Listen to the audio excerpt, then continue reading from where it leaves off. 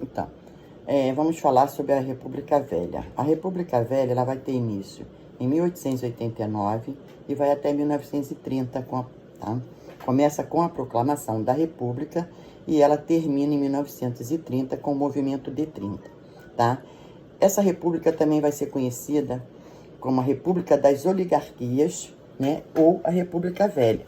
O primeiro período dessa república ela vai de 1889 a 1894, tá? Que vai ficar conhecida como República da Espada. Por que República da Espada? Porque foi um período em que nós tivemos militares no poder, tá? Vai ser um período da consolidação da consolidação política, tá? O governo vai se estabilizar e nós vamos ter aí as práticas políticas. Vamos ter a institucionalização em 1898 até 1921, tá? Nós vamos ter aí o auge dessa república, que vai ser quando vai ficar estabelecida todas as práticas políticas, tá? De 1921 a 1930, nós vamos ter um equilíbrio da política oligárquica, alterada com a entrada de novos atores na política nacional. O que eu quero dizer com isso? Essa entrada de novos atores significa que vai ser o período em que nós vamos começar a ter civis no poder, tá? E esses civis, eles sobem ao poder, porém, tá? Nós vamos ter aí o controle das oligarquias. O que seriam as oligarquias? As oligarquias são aquelas pessoas, tá, que detêm o poder, né, financeiro e se envolve na política do país. Nós vamos ter aí o controle entre São Paulo e Minas Gerais, tá? E essas oligarquias, elas vão utilizar algumas práticas, como o mandonismo. O que seria o mandonismo? É o controle sobre determinado grupo de pessoas a partir da posse de terra. Ou seja, eles começam a ter o controle sobre essas pessoas, tá? Nós vamos ter o coronelismo. O coronelismo, gente, não significa que seja um coronel, patente, tá? Coronel é um grande proprietário de terra, tá?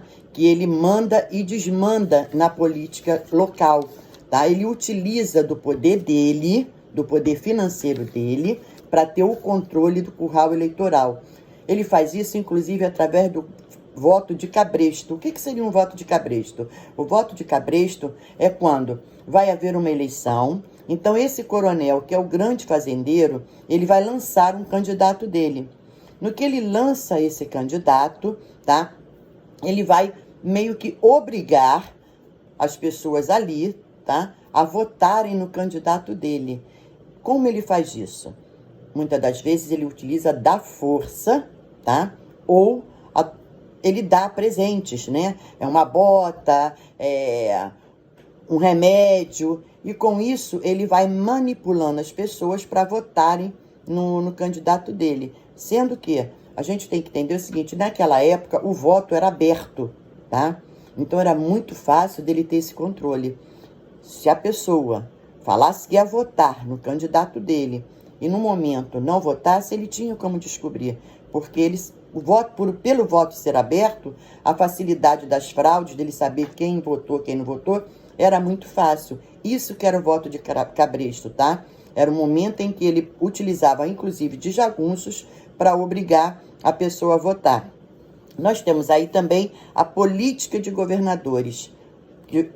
O que seria essa política? A política de governadores, tá, é a troca de favores entre o poder local e o poder central. Quem seria o poder central?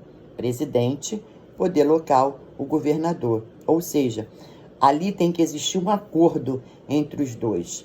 Então, vamos supor, eu tenho um candidato, tá, a governador. O presidente, eu vou apoiar tudo que o presidente faz, em troca, esse presidente, ele vai me dar apoio aqui com o meu candidato, tá? Então, e nós temos também aí a política do café com leite. O que seria a política do café com leite? A política do café com leite é um acordo entre as oligarquias de São Paulo e a de Minas Gerais. E como funciona esse acordo? Esse acordo funciona da seguinte maneira. Durante 4 anos, São Paulo vai colocar um candidato no poder, tá? E esse candidato vai fechar com os outros estados. 4 anos depois, na próxima eleição, quem vai para o poder é um candidato de Minas Gerais. E depois de 4 anos, vai um de São Paulo. Então, durante um bom período, nós vamos ter aí uma gangorra, tá? Ora São Paulo, ora Minas. Ora São Paulo, ora Minas. Isso aí vai até o ano de 1930, tá? Quando nós vamos ter aí a Revolução de 1930, ou o Movimento de 30, tá?